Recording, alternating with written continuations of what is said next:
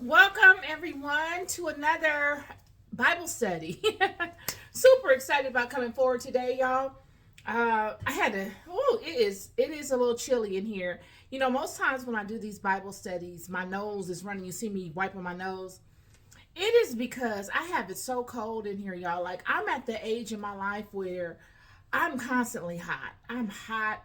Thank God that I got some air conditioning going on up in here because, child, I don't know what I would do. It is always on. I felt bad for my daughter just a moment ago because she's always wearing like sweaters and stuff, and she likes the hot cold thing, like a lot of blankets on in a cold room. She's cool with that, but I kind of go I'm overboard with it only because I'm hot all the time. So I just turned the air down. I said, let me turn this air down because my own nose is running because it's so cold in here, but it doesn't bother me. I know I'm not the only one. I know many of you women out there can relate. It's a crazy stage in life, and I'm so glad to be here. I'm so glad to be experiencing it. I ain't got no complaints. Super excited about today. Coming on with the thought provoking Bible study. And another disclaimer, speaking of being blessed to progress in age, you know, I just realized it talking to someone the other day. It has been almost 2 years, maybe a little longer, since I had any kind of cosmetic uh, enhancement, whether Botox, whether any kind of filler, whether a facial. I haven't even had a facial, y'all, outside of the ones I give myself. All because I've been perfecting my product line. And thank God for these essential oils, y'all. I have a beautiful product line that really works. I use it on my own skin. And it actually works. It's a beautiful, all natural. Whatever is not natural in it is the most minute part of the product. Organic skincare line that allows you to maximize on the natural essence God put in you. So whatever your capabilities are aesthetically, whether with your skin or maintaining a level of youthfulness, because let's just be honest here, you know, you don't want to. I don't say you don't want to be, but you know, I'd rather progress in age and look good for my age than to progress in age and look like I'm trying to be a teenager again. You know what I'm saying? Like I just want to maximize on where I'm at. You know what I mean? Like I'm not trying to be 25 again or anything of that nature. I want to respect my age and maximize on where I'm at within that age group. And so I found that with these essential oils, you guys, I can't speak enough to them. I cannot speak enough. And I know it's been a long journey. I know I've been speaking about launching my products over the years, and I know there are many of you waiting on them. They are coming very soon. Products are already ready to go. It's just the website aspect of it. I'm not a technical person. I got a number of things that I'm juggling. And so, nonetheless, wrapping it all up, looking forward to delivering it off also to you all for you all to benefit, and I know you'll love them just as much as I love them, and many of the people that are already using them love them. Let's get going. Today's topic in our Bible study, we have moved out of the book of Daniel. We are now in the book of Hosea, y'all. And not last year, 2 years ago, on Valentine's Day, I did a brief little thing on Hosea because I had saw someone had written something about it, and it just is it's just very it's a warm feeling because this was the first book that I spoke to openly as far as biblical interpretations on the internet. So here I am at the book of Hosea.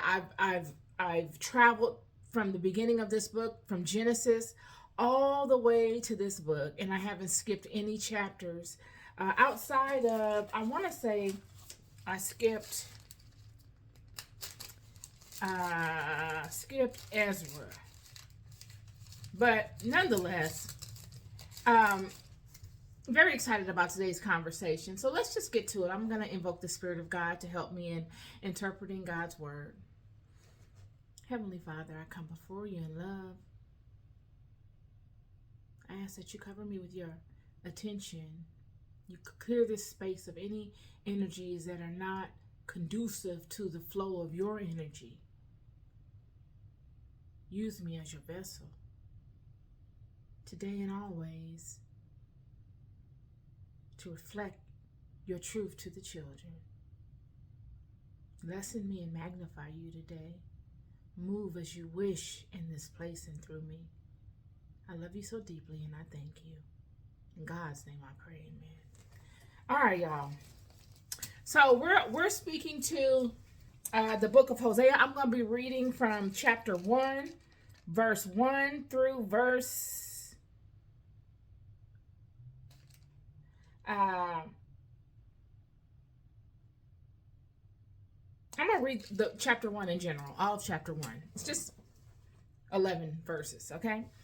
The word of the Lord that came into Hosea, the son of Beeri, in the days of Uzziah, Jotham, Ahaz, and Hezekiah, kings of Judah, and in the days of Jeroboam, the son of Joash, king of Israel. The beginning of the word of the Lord by Hosea, and the Lord said to Hosea, Go, take unto thee a wife of whoredoms, and the children of whoredoms.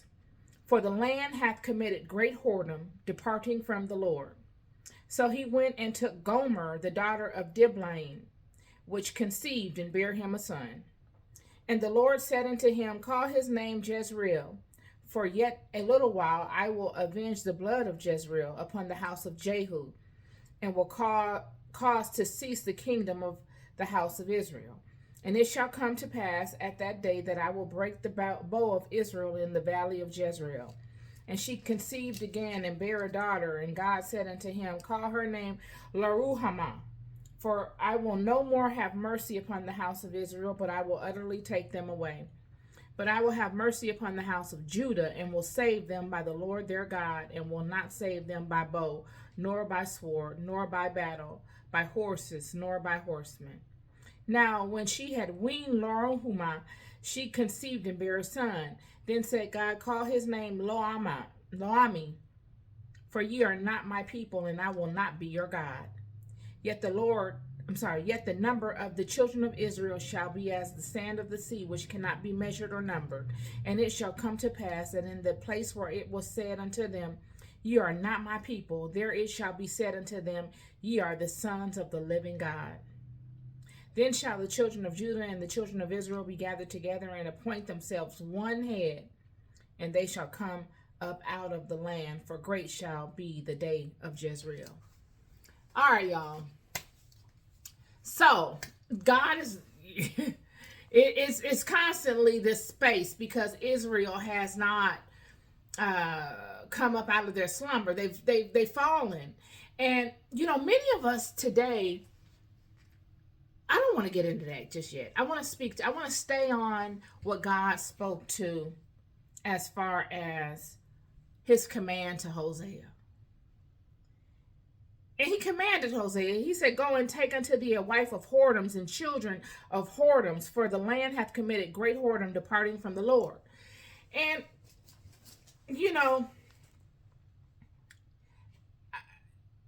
there's no way around me speaking to this.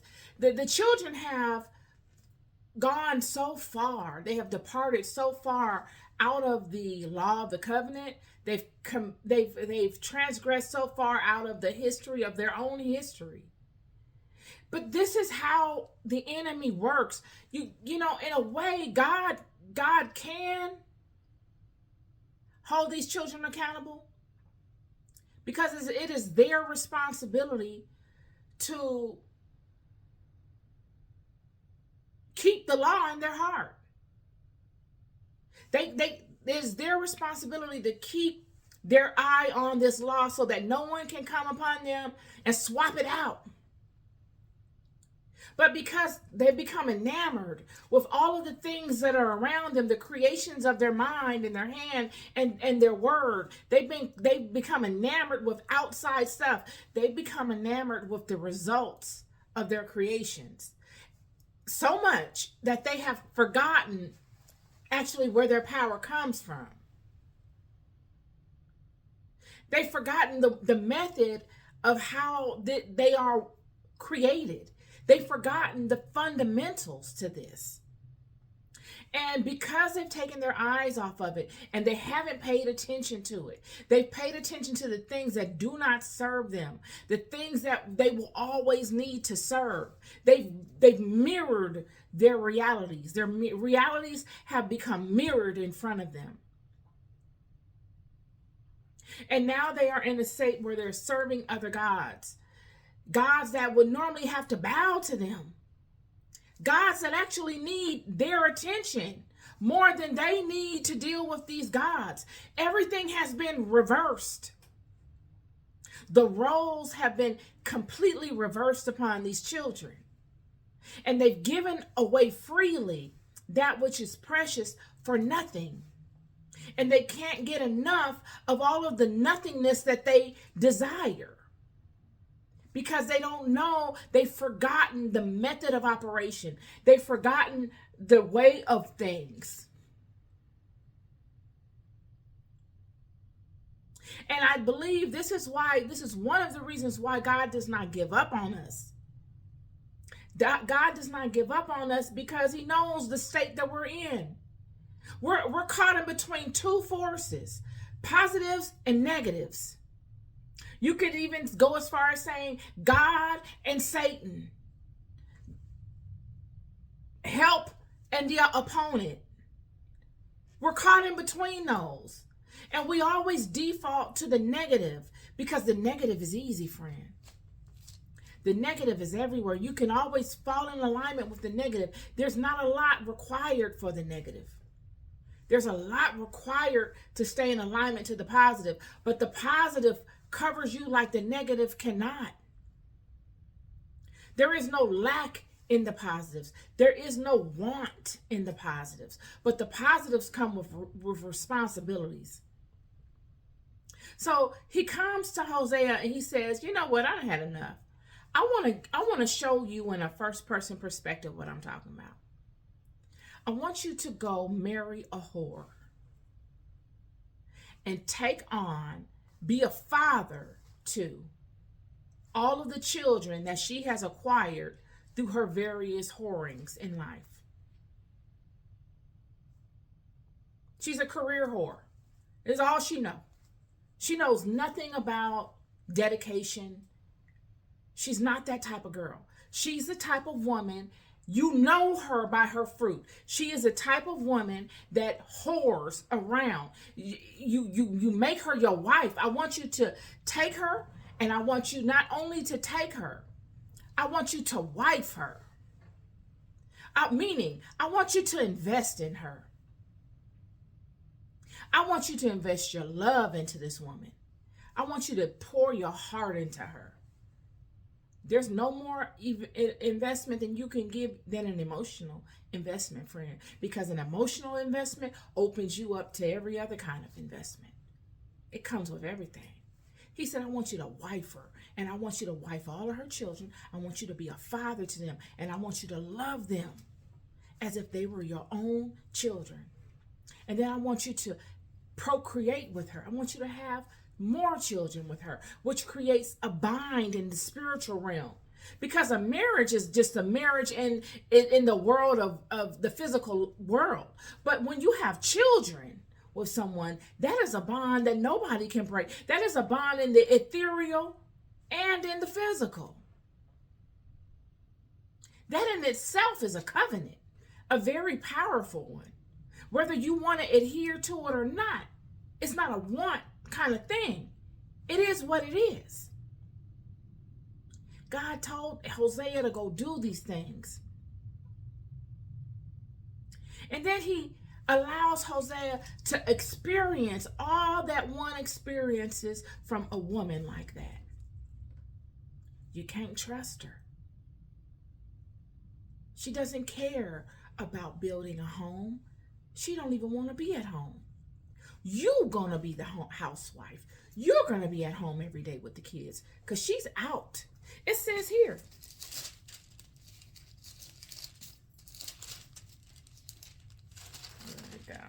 Okay. Chapter 3, verse 1. Then said the Lord unto me, go yet love a woman, beloved of her friend. yet an adulteress, according to the love of the Lord toward the children of Israel, who took other gods and loved flagons of wine. I just love the way the Bible says stuff. I keep telling you, whoever wrote this is a man. Did he write anything else? I mean, this is top tier. He said, then said the Lord unto me, go yet love a woman beloved of her friend. He said, go love a woman that loves to be with her friends. She puts her friends before everybody else, and her family and her anything. It's all about being liked. She cares more about her friends and keeping a look. Because when you care about your friends, you really care about your look. Because in order to care about your friends, you got to be able to be liked by people. And to be liked by people, that means you got to be able to please different people amongst diverse backgrounds, diverse temperaments, through various seasons. It takes a lot to be able to please all your friends all the time. Then go take a woman. No, then said the Lord unto me, go yet, love a woman beloved of her friend. She loved her friends. Always on the phone. You ever meet somebody like that? Always on the phone talking to her friend. Every little thing she got to discuss. Nothing is sacred. Nothing. She can't keep none of her business to herself. You can't trust her with nothing. She's going to tell it. Whether it's just to one person, she's going to let that out. She always wants to be seen. She spent her last dollar on competing. Anybody been there? I know I have. I've been there before in my life.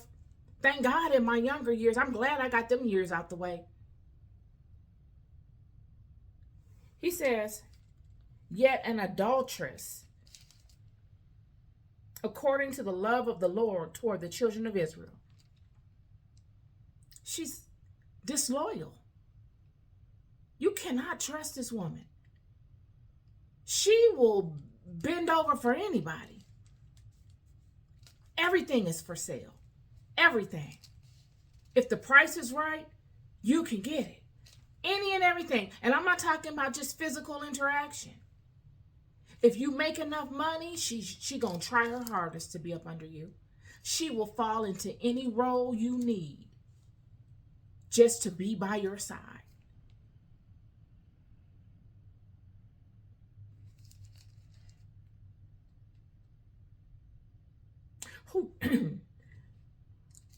And she loves flagons of wine. Oh, this definitely paints a picture of some people I know. And look, I can name Season's friend when that wine sure came in handy. I ain't even gonna front to you. I would definitely be a liar if I came on here and acted like that. I've never been a person that liked to have cocktails. Flagons of wine. This goes to show her spiritual, where she is mentally. You love flagons of wine. What is troubling you? She's troubled because she knows she's not in alignment with what she was created to be. She's a hot mess.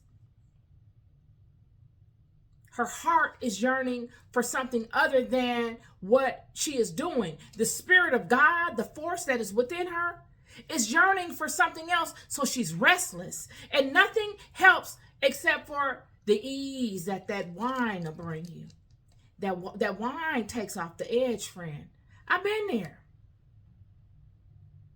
But you can get so lost in the sauce with the wine that the wine becomes a crutch. And you'll find yourself sitting out on the patio having a bottle of Cabernet every other night. One night you're drinking it. The next night you're recovering. The next night you back there out drinking that Cab again. That Riesling, Barossa Valley, Shiraz, Merlot, whatever it may be. You out there drinking it. just to deal with the situations that have come upon you by way of your own actions.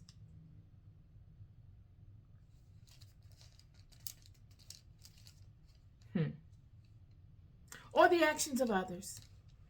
Nonetheless, actions that you're involved in, that you had your hand in somehow, regardless to the reasoning behind them.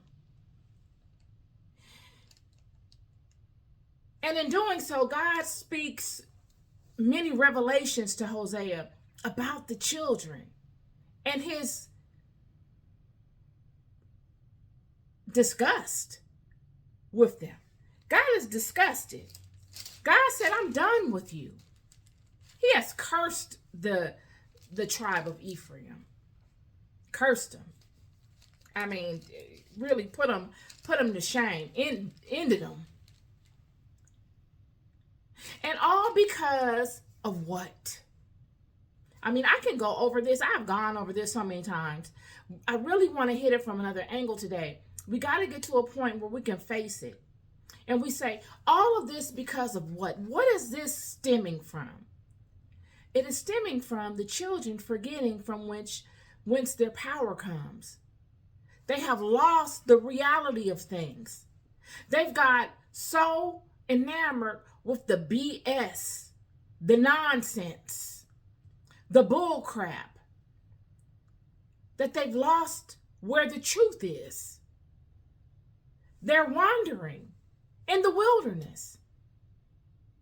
He's lost in the wilderness. These children are lost. They're on a perpetual migration. Nowhere.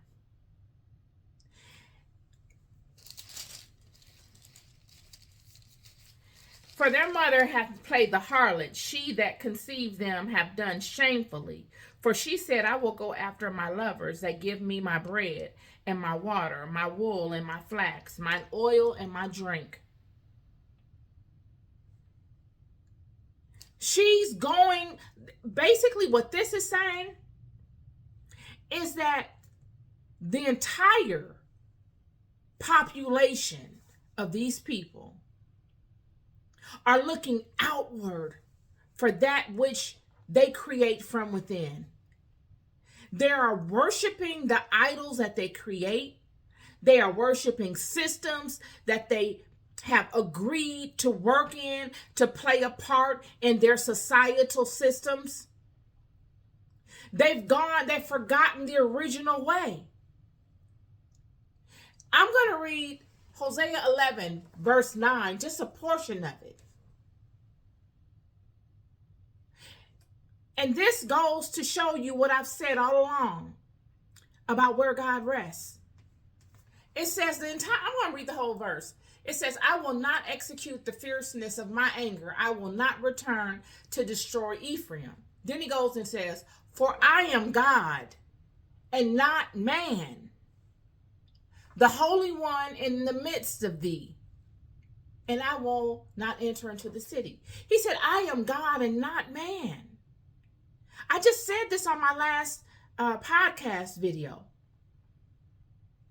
I look at myself as holding the Spirit of God within me. I cannot come on here and tell you I am God. Even though the fact that the Spirit of God is within me does make me a daughter of God, an heir of God. I was created to house the Spirit of God within me. But I must always humble myself and remind myself of the method of operation in which the Spirit of God moves within me. This verse said it so eloquently that I had to write it for y'all. For I am God and not man, the Holy One in the midst of thee. That is the part. And this is what the children have forgotten.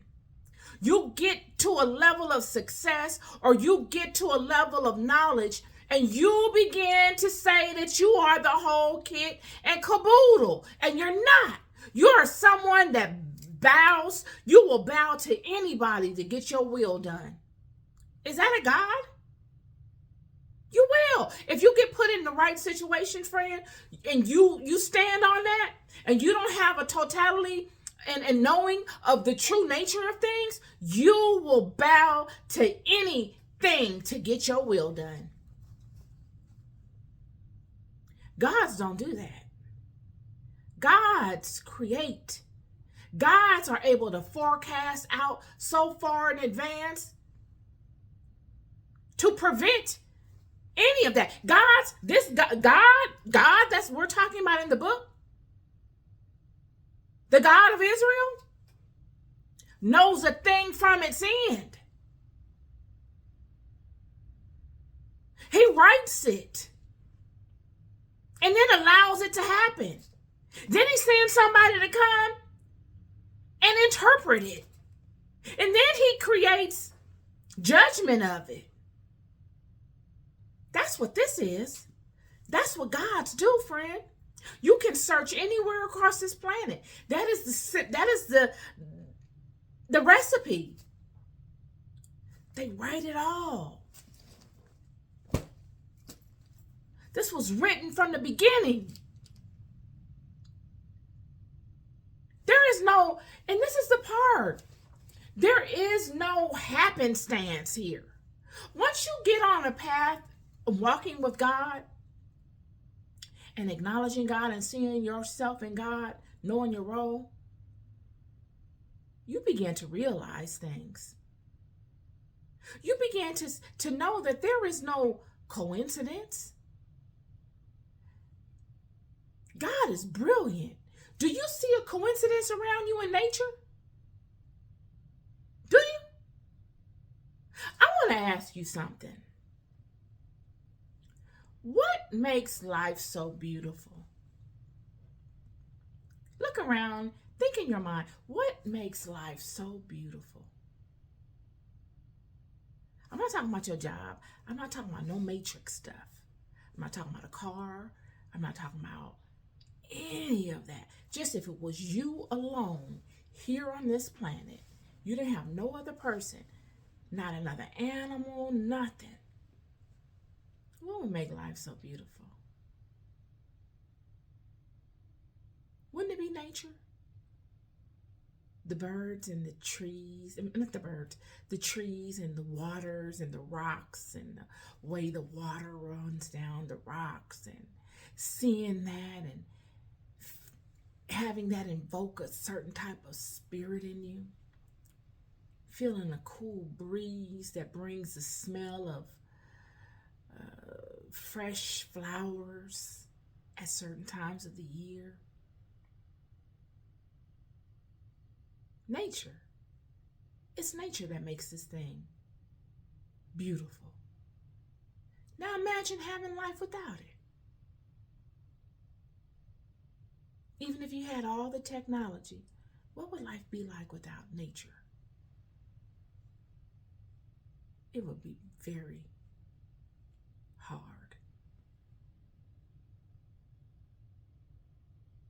God created nature. When you look at nature and you see the plants and the way that they grow and the different shapes they have and the seasons that they bloom and the times that they do certain things, and that is precision. I did a video the other day about when I was pregnant and how I came to really know my role just from being pregnant. Had I not paid attention, had I not been curious of God prior to becoming pregnant, I probably wouldn't even have noticed it. But because I'm always curious, I'm always looking for God in the simplest of my activities daily. I don't look for God only in the mountaintops and in the high places. I look for God in the low places, in the regular everyday places. And I found God, I saw the majesty of God the most when I was pregnant. Just holding life within the womb brings something to you. You have a glow. You get downloads. You get perspectives. You see. Undeniably. Even if you don't want to see. Even if you're not tuned in. Them dreams you have when you're pregnant don't leave you. They stay. And then to give birth and to experience that. If you've done it without any anesthesia, I don't know what it's like to give birth with anesthesia, but without anesthesia, it's a miraculous thing to see how the body works, how it just takes over itself. Meanwhile, we're all walking this planet. Those that haven't experienced such things think that we are in control of everything. We're not even in control of our own bodies when it's time for God to move, friend. You're not even in control of your own body. You can't stop the movement, the progression if you want it to. You cannot stop it. That is the majesty of God that does not reveal itself until it needs to. It's not an overbearing thing. And this is what God is speaking to the children. He said, I understand all that's what's going on. And part of it isn't your fault. And part of it is your fault.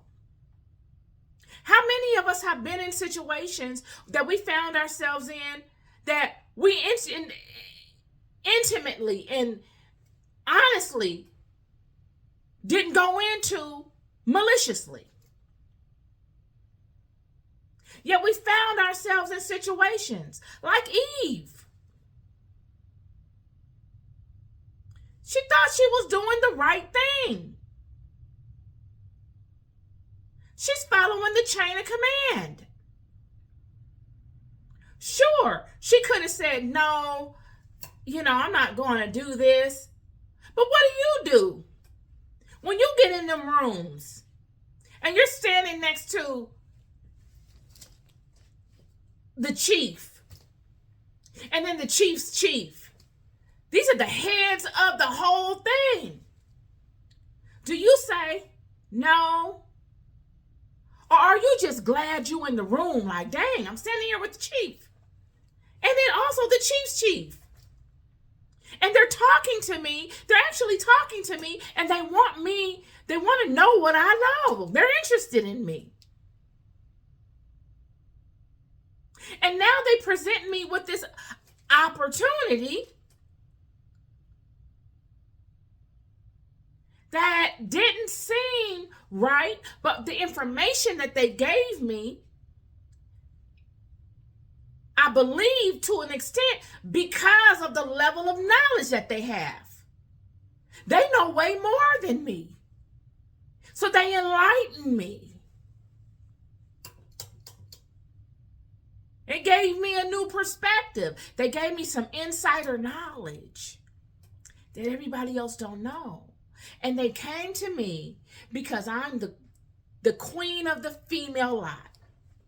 I myself am the head of the woman lot in the garden. So why wouldn't they come to me? They want to make me like them. That's what happened. Even if she was enlightened, what she was. That's why they asked her. Look, I'm telling you, this thing is metaphoric. When they asked her about that tree, she had wisdom herself. She wasn't stuck on stupid. She just wasn't as cunning, devious. She wasn't a deceptive woman. And this is what happened. The Bible itself said that she was deceived. She wasn't the deceiver. She was deceived. And because of her deceit, the deceit that she experienced, it just snowballed. Once it gets to rolling, once that thing is planted and it gets to rolling and you act on it, it gets to rolling and it goes in all kind of ways. And that's what happened. And as with anything, it must roll until it fulfills what it needs to do. This thing that Eve did is not the end of everything. This punishment, I truly believe, y'all, this punishment, this bad decision will run its course. It has to run its course through the vessels of all those children that came from her. It has to. Us included. Until it runs its complete course. And just as in fire, purging something, it will purge itself. This is mathematics. And this is why God has not given up. Because God is wise enough to know. He knows the end of a thing. He knows the beginning. And he knows all points in between. Yet when you know the end of a thing and you know the beginning, all you need to do is manage it. You don't need to micromanage this thing every step of the way. You already are in control of the whole test process. You're in control. It can't go too far out of the parameters when you know the end and when you know the beginning. You check it ever so often to make sure it's trending where it needs to be, just so that it doesn't get drawn out. But it's going to do what it's going to do. And this is what we see here with God fine-tuning these children ever so often. Because in a few books from this, after we get past, I think we got 100 more pages to go. Less than 100. We got less, maybe 90, maybe 80 something, I can't say. Until God goes silent. God is going to go in stealth mode on you.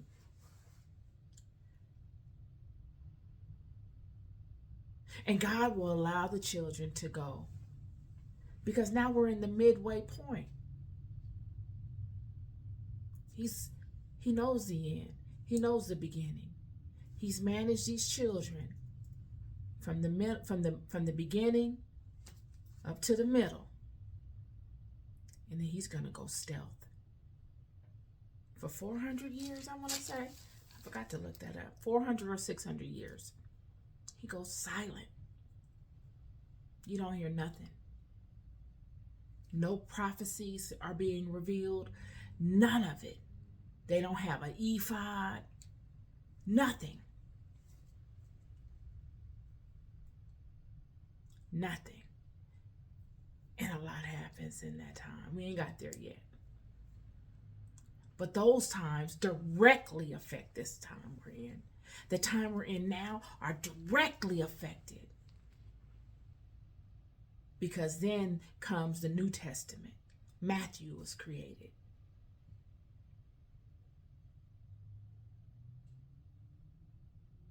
I want to skip real quick to Hosea chapter 10. I wrote that on the board.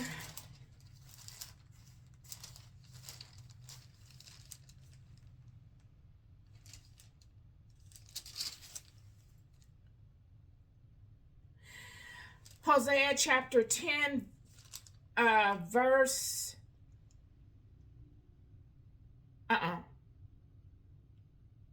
No.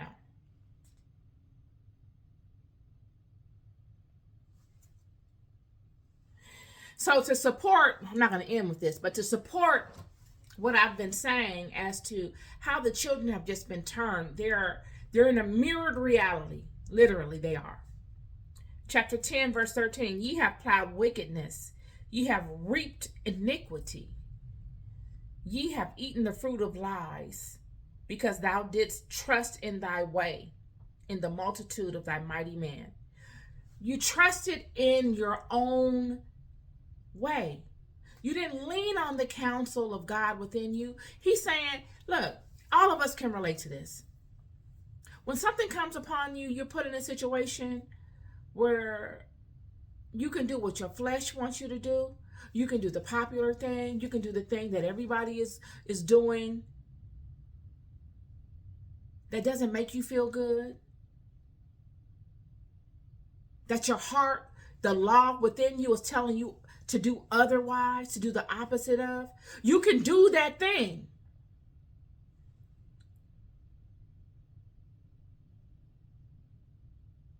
And all you will reap is iniquity.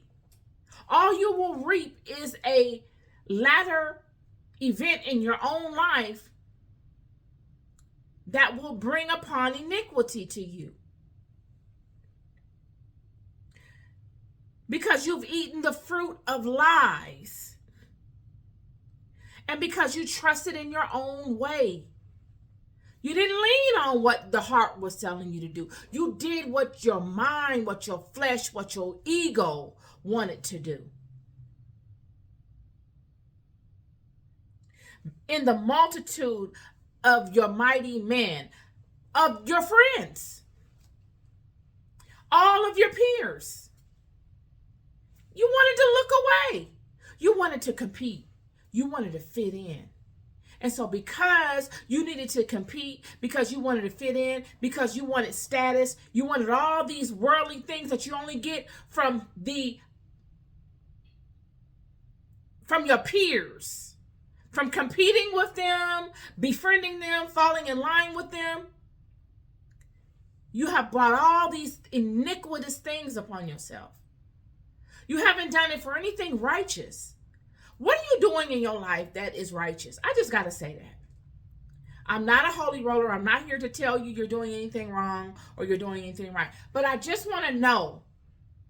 I want you to look at yourself and ask yourself today, whether you're driving in your car, at your computer, at your desk, wherever you are on your sofa, what are you doing that's righteous? Does the righteous outweigh the iniquitous in your life? Do you ponder iniquity more than you ponder righteousness? For real. This is what this book is talking about. It's not about being a holy roller and, walking on water and being perfect. No. It's about getting back to what matters. Period. Doing what's right. Whatever happened to that? Whatever happened to just, you know what? I might not agree with you,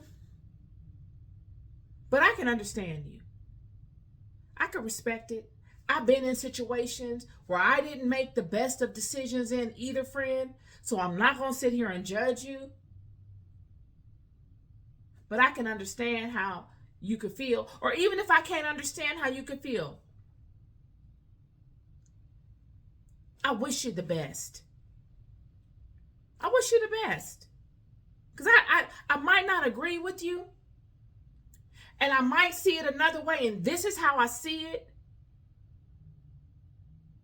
And if you don't take it and you don't agree, I still wish you the best. Because that's how I go about my life. I don't have the right to sit here and judge anybody.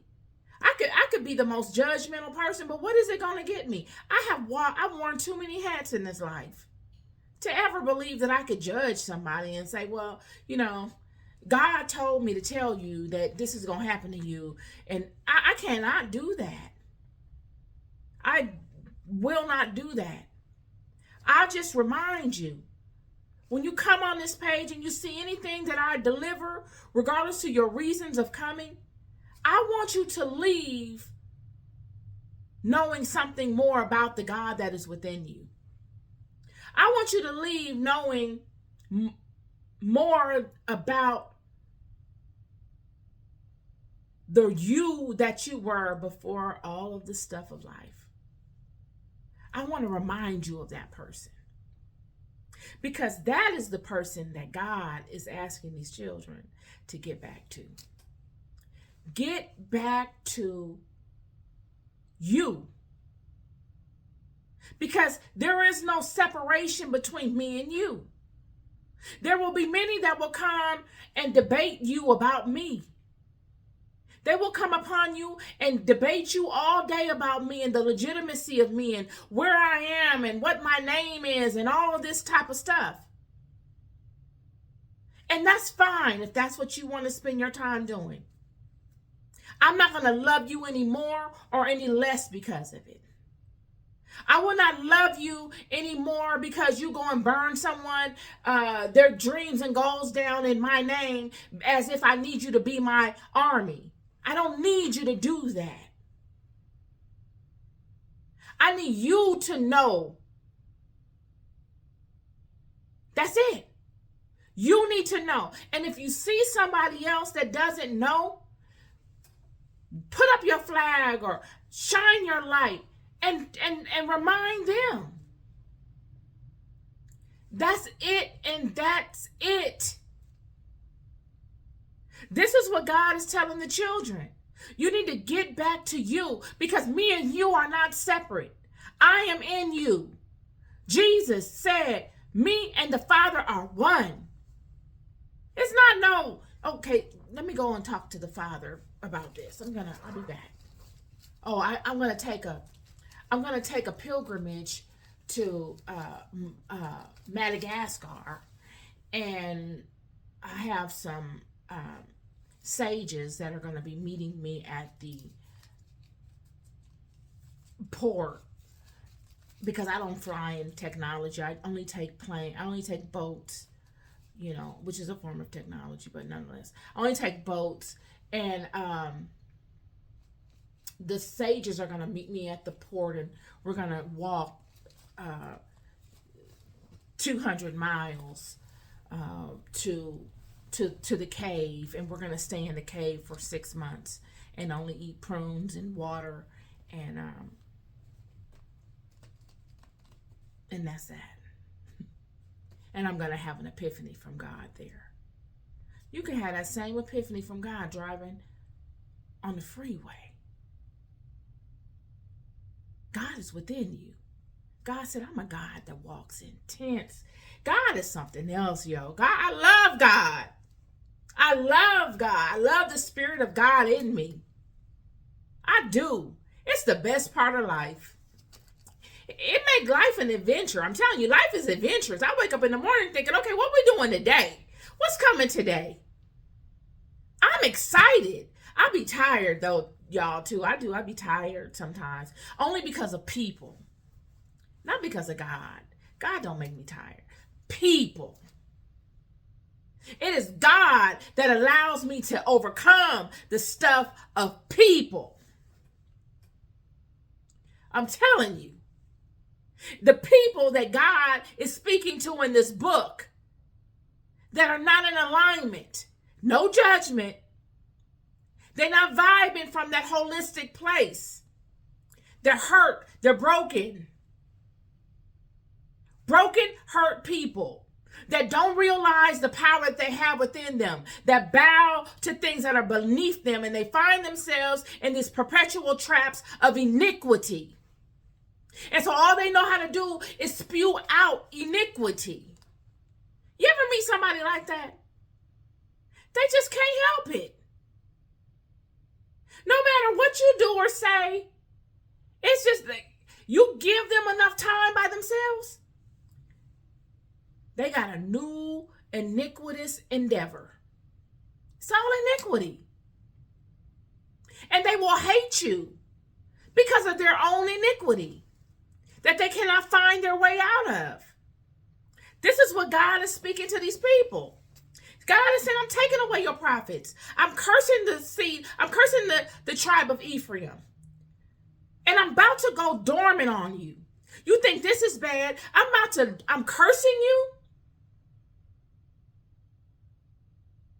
I'm telling you, for you to know all these things. We just left Ezekiel. Ezekiel poured it all out upon them. Before that, in Joshua, before that, in Jeremiah, God had Baruch write it in ink. Could you imagine the state of mind of these children? God did all of this on purpose. I'm cursing you. And you're going to write it in ink, in stone. I'm going to have a prophet Ezekiel come, and I'm going to take him up, and I'm going to show him my glory, just as I showed Enoch. And he's going to come down and he's going to tell you about me, just so you know this is for real. And then I'm going to continue on to tell you through Hosea in a first-person perspective. You go marry a whore. Marry a hoe. And I want you to love her. I want you to fall deeply in love with her. And I want you to be the father to her whoredom, her children that she's gotten out of all her various whoredoms. And I want the people to look at you and to mock you for what they consider foolish behavior. You married a renowned hoe that brings no honor to your house. She don't stand for nothing. She brings no honor. She brings disgrace. No one can say anything honorable about her, except for that she's using you and got you over here fathering her children that nobody else will father, not even herself. She as a mother can't even take it upon herself to lift herself up in a way and adhere to being a mother. She go from man to man looking for more men to whore herself out with, and she drags her children through it. And I want you to marry her. And I want you to love her, meaning that you cannot leave her alone. You will endure whatever comes with loving her. That's what he means by I want you to marry her and I want you to love her. You're going to be emotionally tied to her, so much so that you won't be able to quit her. And you will take all of the rebuke and the ridicule that you will get from honoring your covenant with her. While she does nothing but want to impress other people, she will use the last that you give her. Everything will be about her. And if you don't give it to her, she will leave you and go whore out to somebody else that'll give it to her, all while still your wife. And she will come back to your house after she does it, while you are home with her children. This is God. Right here in the book of Hosea. And you will not leave her. And you will see what it is like for me to be bound to you and all of these children. Because I am the force that is within you. I cannot disconnect myself from you. That's what God is saying without God saying it that way. If I could leave you, I probably would. But I created you in a way that I cannot leave you. You are a vessel made to house my spirit. You are my vessel. And you mean to tell me all of my vessels? Some holes. Some straight up holes. Some stank holes at that. You know what a stank hole is? I don't mean to go ghetto, but I'm just painting a picture. She go behind a garbage can, baby. She don't care. Let's go behind this trash can. I don't care. That's a stank hole. This is what they are. She doesn't care. She's come to the agreement of being a hoe. She knows nothing else. And God has told Hosea, you're going to go marry her. And you're going to love her. I'm going to put a spirit in you that you will fall deeply in love with her. You'll be bound to her.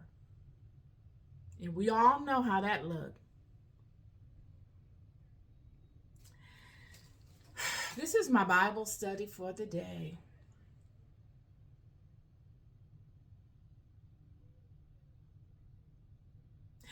I got to end with chapter 13, verse 9.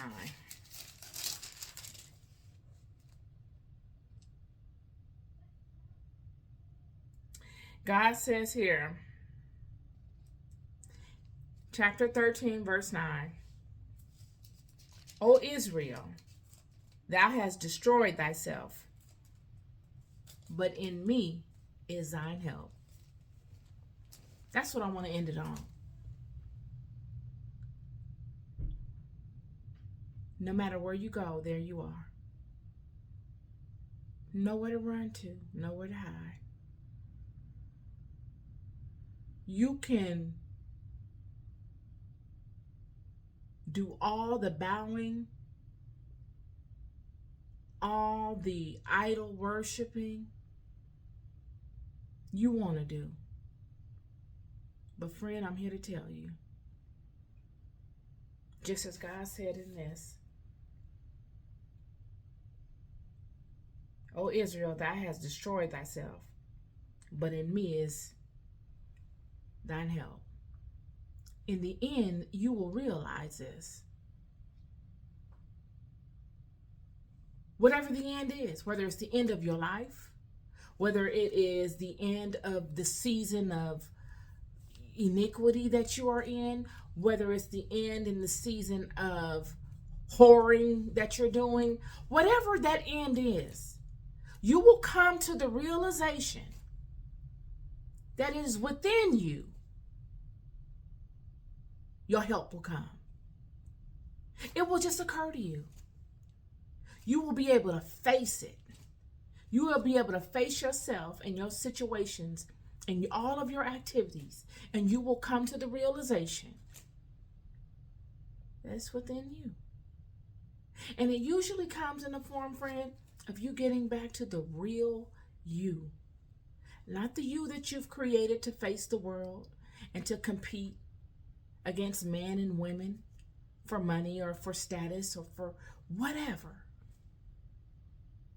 But the you were when you began pondering, before all of the experiences of life came upon you, that made you put up guards and to create different projections of yourself so that you can compete. All of those will fall away. And if you're lucky, they will fall away while you are walking life. You can put them up, and can you put them down though? A lot of times we don't know how to put them down. We know how to build up these walls, but we don't know how to pull them down.